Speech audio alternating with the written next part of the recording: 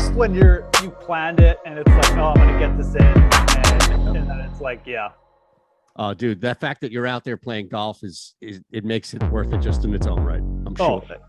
That's mainly what this trip is about for me. I love it. I love it. All right.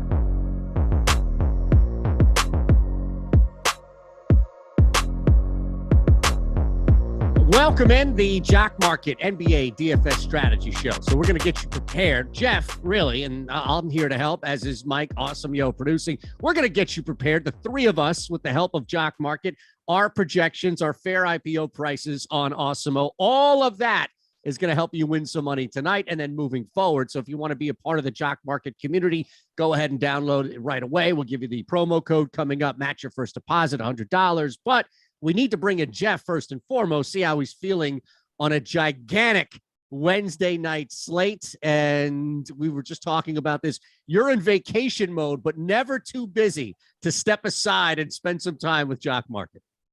No, absolutely, man. I mean, vacation mode for me is just like golf instead of, like watch TV. Like, so, I mean, I still bet and do everything. So it's really, everything's the same here. It's just, it's sunnier where I live. So now.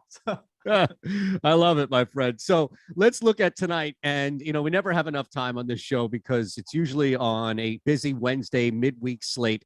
We try and bounce around as much as we can. Some decent totals here, including my squad, our squad, I should say. Mike will cut my mic off if I don't correct the pronoun there. Our squad, 2/3 of the show's squad, at least, out west in LA. That's a decent 230.5. But again, we have some even north of that, including where you are, although technically the Suns are on the road in Minnesota, 236.5, 239 for the first game on ESPN tonight. Maybe we should start there with Kevin Durant, Kyrie Irving on the road with a Ja Morant-less Memphis Grizzlies, Geoff, but Memphis 14-2 on the year without Morant, and clearly no issue scoring the basketball as they're a top 5 scoring team. So we have a couple of, we can even go with the lowly Kings Pacers with the 235 total if you like. What's jumped out, at least from a game total, that you think we can attack? And then we'll look at individual stuff throughout. I mean, I think Brooklyn, Memphis is a great place to start. There's a couple stuff. I mean, I like the Brooklyn guys tonight. You mentioned like Memphis isn't going to be a pushover just because Morant is out. We've got a close point spread as well. And I think that with we always like to talk about the stars off the top. I think both Durant and Irving maybe just going a little bit under the radar tonight as, people looking to pay up for like Joel Embiid, who we do have Joel Embiid ranked first overall, in the point projections on Awesemo, which you should go check out. I believe the Jock Market projection's still free up on Awesemo. And if they're not, I mean, you should pay for the site anyways. So, because they're awesome, but we have Durant ranked 3rd tonight, and I like it. I mean, I think it's a good spot for him as well. Close point spread. Durant just seems to be working himself back into shape. And I mean, he's been playing big minutes, but the last couple games pushed over 35 points. The shooting's getting far more efficient, it seems like. And I think a lot of people will say, well, Irving's back. Maybe these two will just eat into each other. I'm going to go Kyrie, but I don't know. I think this is a fine spot to stay on Kevin Durant. And I think you'll see on Jock Market too, that this is potentially a spot where he may not even be like in the 5 most expensive players this tonight. So good spot, I think, to lead with Durant in this game. The other side of it with Memphis, obviously, having Morant out is big. I'm not so big on going with like Tyus Jones. I think he's going to be a very popular target. I'd probably rather even pay up for Desmond Bane again, who's just like shooting the ball extremely well right now. I think he brings you a really safe floor. But I mean, look, you should be looking to get a piece of the Memphis action as well. I would just probably stay away from point guard with, Jones, because I think that price is going to get up, and I don't like him, with Kyrie Irving in the lineup for Brooklyn. Yeah, so that's an interesting point there beyond the top 2 guys on Brooklyn. Now, Curry is still technically questionable. Doesn't look like Dragic is going to play. Drummond is back. So you have that kind of as far as the outside ancillary, if you will, for this team. But there's an interesting stat, which I don't know how much it's going to correlate into tonight, Geoff. And that's Bruce Brown has scored 17+ points in each of the Nets' last 3 games. But the caveat here, as my head, I don't know why I'm wearing this hat, by the way. The caveat here is that the last 3 Brooklyn games have been at home without Kyrie Irving on the floor. So I'm really tempted. He's also, 7 or more rebounds in each of the Nets' last 3 games. So without Kyrie Irving, it's clear if the Nets were at home, we should be targeting Bruce Brown in this game. Yeah. But how much of Kyrie back mitigates what we've seen with Brown, because I don't think it's an all or nothing situation where Brown is just going to disappear tonight with Kyrie on the floor. But at the same time, it might be enough to kind of not attack him as a third player on the Nets, at least. He's had a couple strong games with Kyrie in the lineup too. And I think that's a good point. And I think that with the game environment tonight, like, I think it's fine. Bruce Brown was the other player that I was going to mention. I just talked so much about Durant and Irving that I didn't really get to him. But yeah, I mean, and I think he's bolstered by the fact that, like, we have these other injuries, right? Like Dragic, Curry. I mean, the rotation's just a little bit tighter tonight, and Bruce Brown is a fairly versatile player for them. So I think it's a fine spot to go with, like, Durant and Brown if you want, and then come back with, like, one of the Memphis players. I think Brown's definitely in play tonight. And I think with Kyrie back again, like, you're probably just going to get depressed like share prices on all of these guys. I think that people just look at it and say, okay, well, like Kyrie's back is going to bring Brown back a bit. Maybe like Durant won't shoot the ball as much. I don't really see that at all. I think that the rotation is going to be tighter. I think these guys will play bigger minutes and there'll be heavier usage for all three of them. So I think it's a spot where you can load up on two of these guys tonight for sure. And real quick, one more guy that I was just curious to get your thoughts on. And by the way, we were making up words last week. I think that one, the combination of two words, that may stick. Deep priced may hold. All right, but what happens if Curry is out? Are you looking at Patty Mills at all? Just because you know he can get some of that little volume that trickles down, especially from three.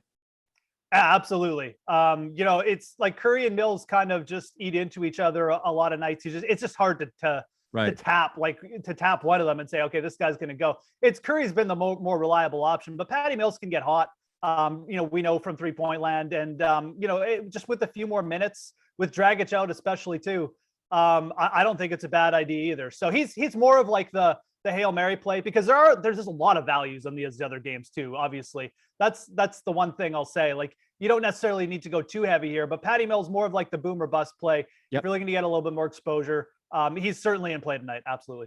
All right, so we have a couple of different angles, and you mentioned value on the board, so I don't want to just gloss over the fact that, now granted, it's not the super high total that we like, over 230. At the same time, the Mavericks are a strong favorite at home against a Houston team that loves to push. Dallas will have no problem with that. No Luka.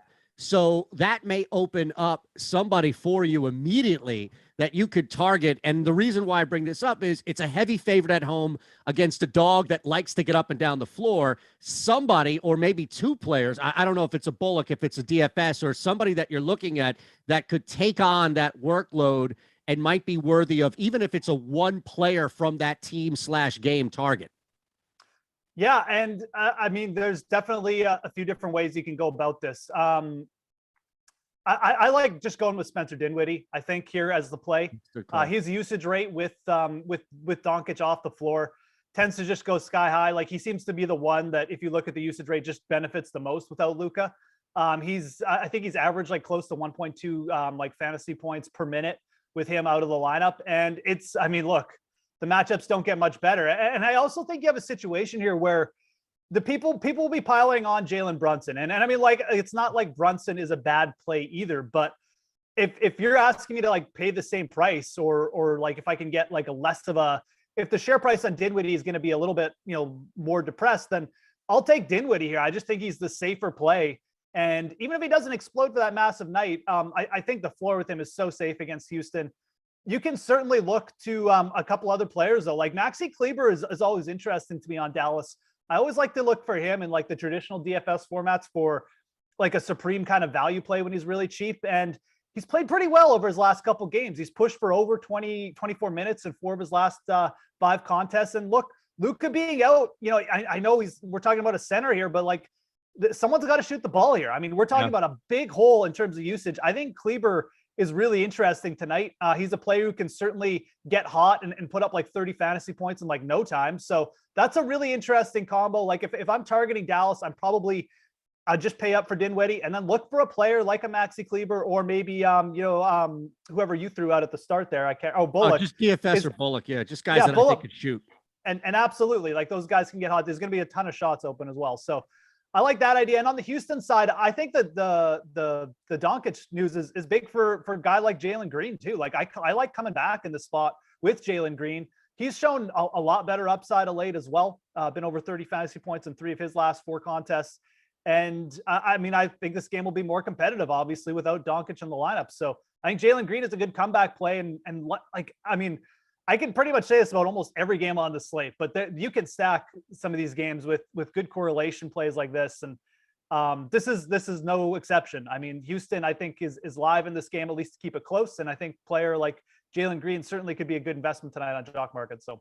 All right, I'm going to give you one here. By the way, Kevin Durant over 2.5 threes is plus nearly 150, and you can check Odd Shopper for all of that. I mean, that just is an automatic smash for me. So I forgot to bring that up in the first time, but I'm going to have a little fun with this. I'm going to place. I don't know if it's a half or maybe even a quarter unit on this, but before you laugh, let me talk this through. Okay.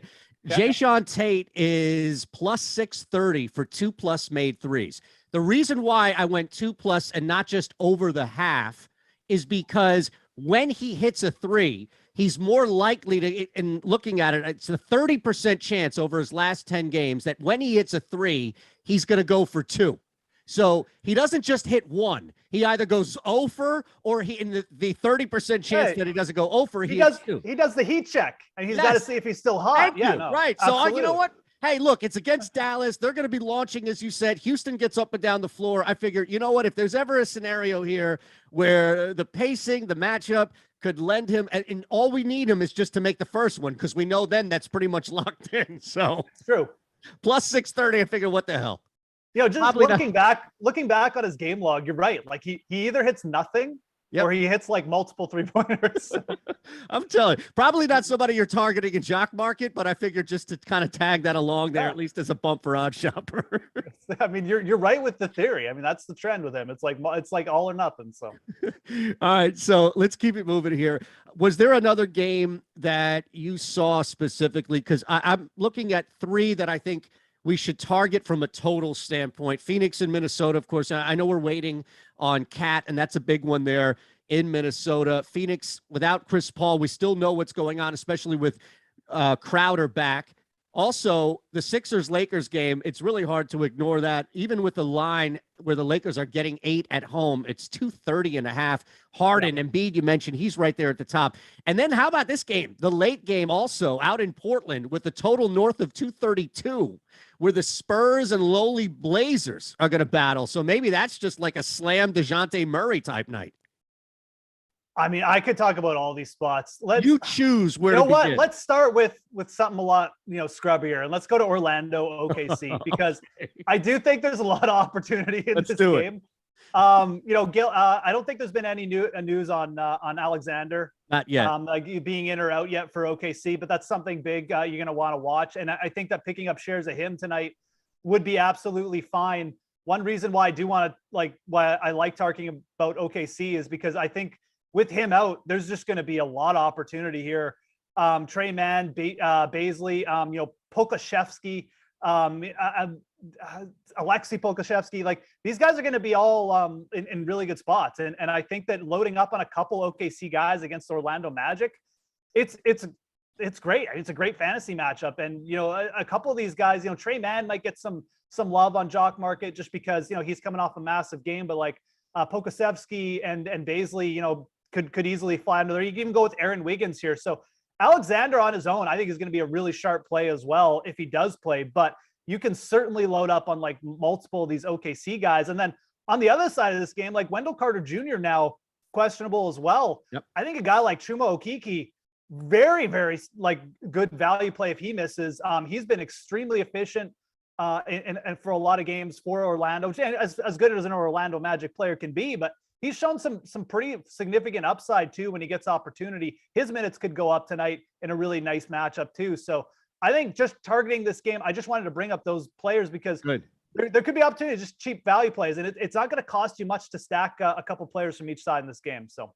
it's interesting that you bring up Okeke only because I was looking at it and I always have it somewhere in my brain, maybe the front, maybe the back, somewhere on the side there, looking at it from a 3-point angle. And I have put to rest the idea that I can win money moving forward on Mo Bamba. And as I was looking at my incinerated ticket, the remnants of it on the box, Okiki, now granted, I get it, the game scenario there against a Warriors team without Steph and all, but they win at home. Okiki, he only hit one, but he launched 6 threes. And I think that you're right there where there's that spot volume that can come, especially if somebody's out ahead of him, where I doubt that the majority of the public is even looking at him in this situation, especially in this game where it's so easy to overlook on the slate. That's a hell of a call right there. Yeah, I mean, he's averaged like 6.5 3-point attempts over his last 3 games too. So I mean, this is over his last 4 games, excuse me. So this is a pretty nice trend for him. Like, he hasn't been super hot, but he has made 3 3-pointers in 2 of his last 4 games. So yeah, if Wendell Carter Jr. is out, I mean, I do expect him to get a bit of a bump. So Carter Jr. like on his own would be an interesting play. He's played really well late, but he's like that's a pretty big hole for Orlando. And it's not. I mean, again, we have an 11-game slate with a ton of other bigger names questionable.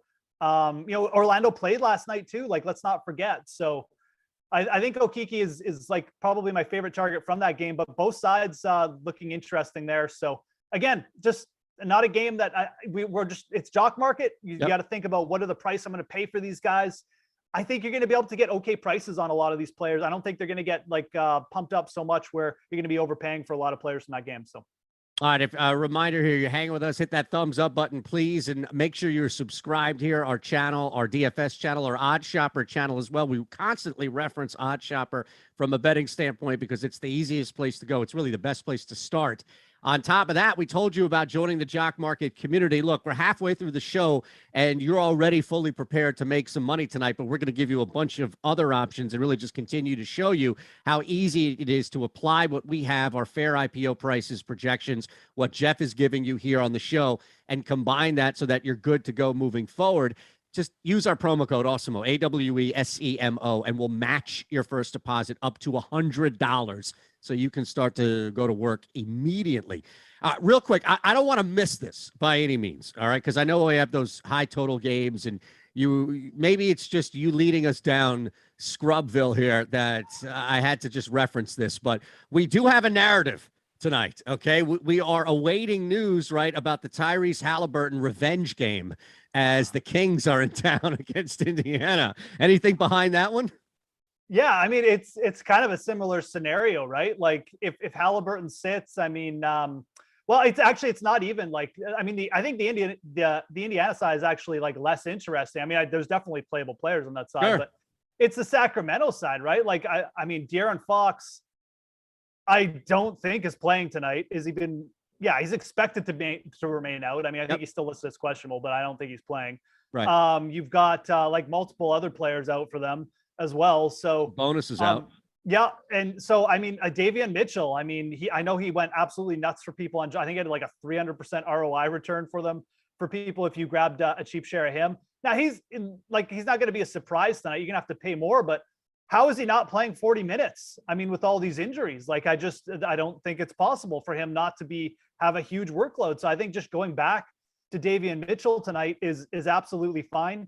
And you can even, this is another spot we could potentially double down, right? Like Jeremy Lamb is someone, if he's even available on Jock Market in their player pool, he could push for 20 minutes, and he's actually still like a pretty efficient fantasy producer. So there's some opportunity there on the Sacramento side. And then, like you said, if Halliburton plays, I mean, I think that's great. I'd almost prefer if he sat out, because I think, like Jalen Smith should get a little bit more like usage potentially in that spot.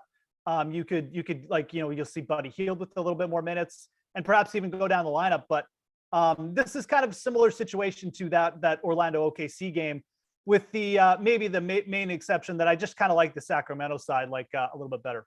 Yeah, absolutely. And look, we're waiting on news and information. So a lot of the Indiana guys outside of like Holiday are not going to be up there right now with props and all. But I did see, now granted, it's only 3 games, but there's a 5-make difference here between what the season average is giving up for the Kings behind the arc versus what they've given up. They're number 1 in the NBA, giving up over 17 threes per game over their last 3. So if there is anybody that you are targeting from just a scoring, I think, to a shooting standpoint, you could definitely attack Sacramento, but you're right. As far as the value is concerned, less eyes on the Kings.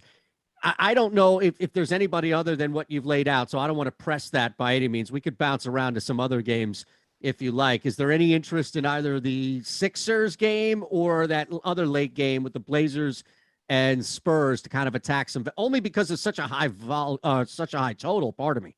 Yeah. I mean, I think that the better like game will be Philly LA. Like the Lakers have played a little bit better late.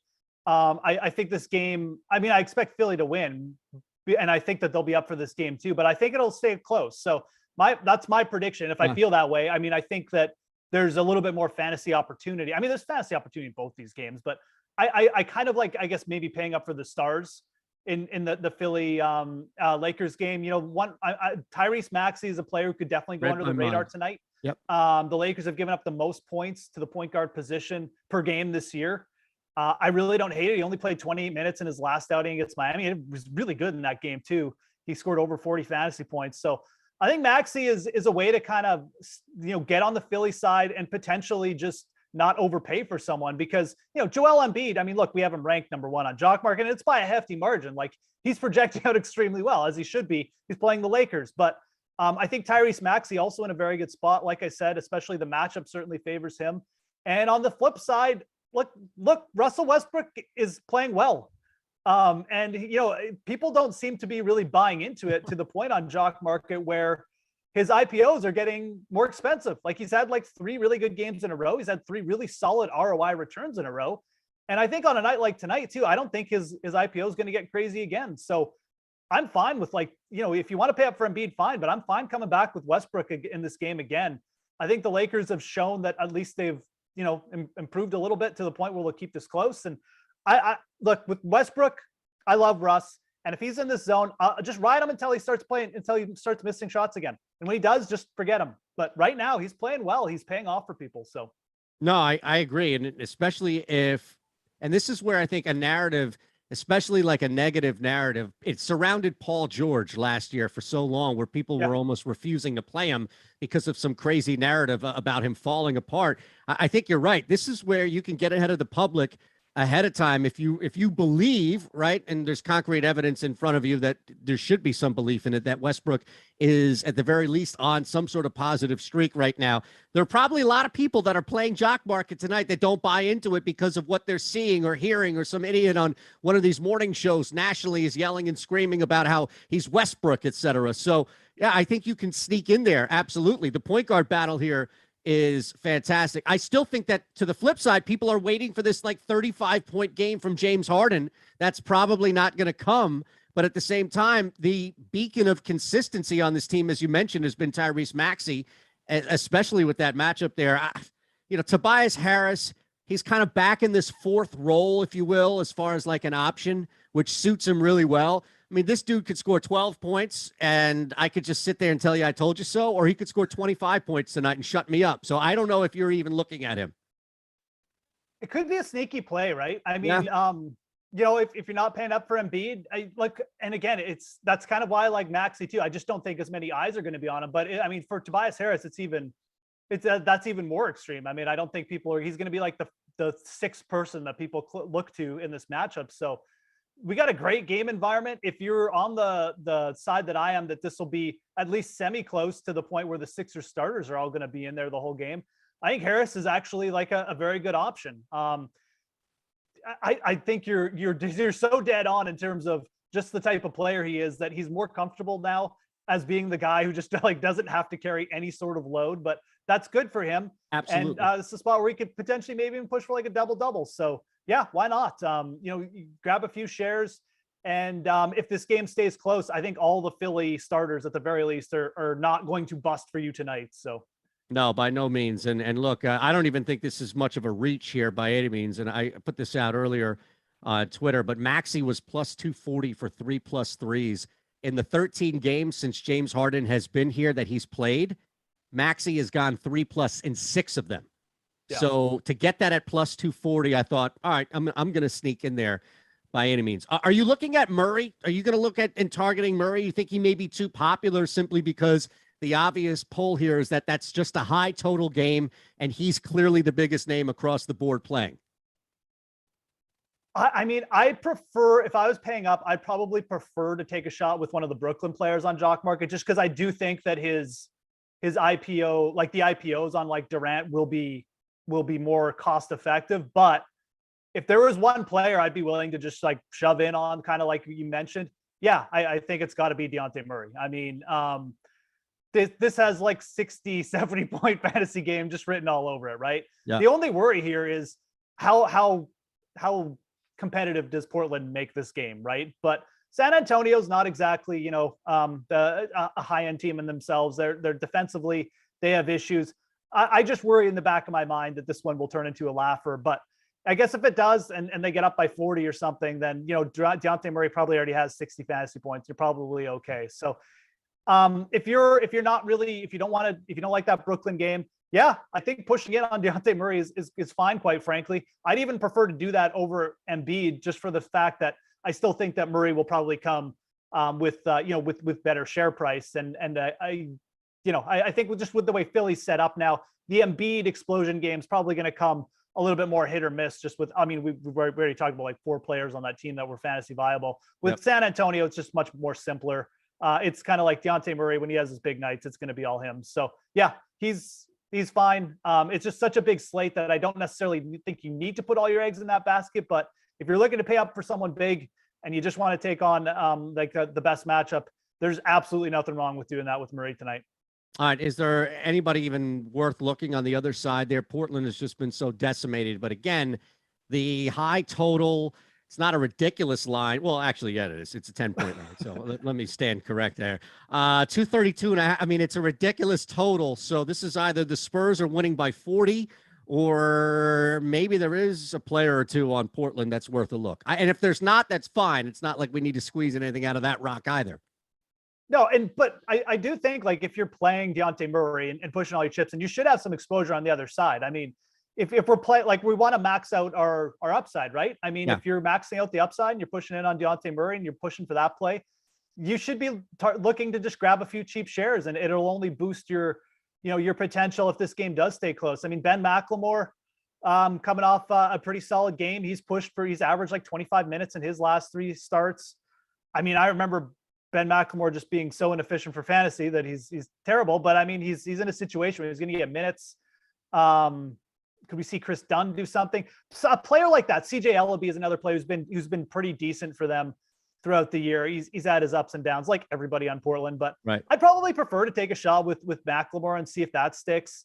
I don't really want to pay up for like a Brandon Williams, but he probably does have the best upside if this stays close. It's just, again, like, I'd rather grab a cheap share of someone on Portland. And if they blow up and they don't return, fine. I only paid a few dollars for or not even a few dollars. I didn't invest too much in it, is the point. So I think paying up, if you're going to pay up for Murray, look for somebody cheap like a Mclemore to come back with. Don't invest too much on that side. That way, if Murray blows up and this game ends up a blowout and no one on Portland does anything, you're really not hurting yourself much. You're just getting a little bit of exposure to the Portland side. Awesome, man. Anybody else that final minute or so here as we wind down on the Jock Market Strategy Show, Geoff? Is there anybody else from an individual standpoint? Again, maybe somebody's out that you want to target? I mean, look, there's like 3 other games we could have talked about. Unfortunately, this is the night where we definitely could have had an hour show. But I think that New York-Charlotte game, very interesting. Yeah. If Julius Randle's out, and I think he's going to be out, Miles Bridges, Mason Plumlee, I think both get really big boosts there. I think that's the side I'd rather be on there with Charlotte. I don't hate coming back with Alec Burks again. He's played well. His minutes are really in tune. And obviously, it's a great matchup against Charlotte, who doesn't defend anything well, especially from 3. Yep. I don't hate Clint Capella on the Detroit side either tonight. I think that's a very safe play. A lot of people might be looking up to pay up for Cade Cunningham, but I think his IPO price probably a little bit too high for me right now. He hasn't really proven to have that 60-point upside with his IPO prices getting up. So I prefer someone's a little bit safer, maybe Capella coming off a couple bad games. I think you'll be able to get a cheap piece of him tonight too.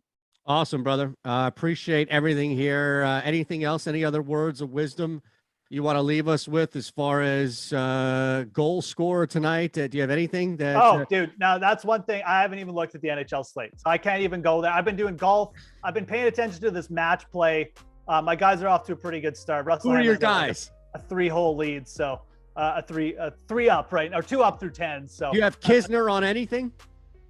I didn't take Kisner. Okay. My main dudes right now are Henley and Homo that I'm watching. So Okay. Well, look, we wish you the best as always. All right. Cash some tickets out there. Thanks again to everybody hanging with us. Thanks to Mike Awesemo for producing. All right, my friend, we'll be back next week and we'll keep pounding away here and just keep making people money on Jock Market. Use our promo code Awesemo, AWESEMO. We'll match your first deposit up to $100. All right, Geoff, we'll see everybody next week. See you guys.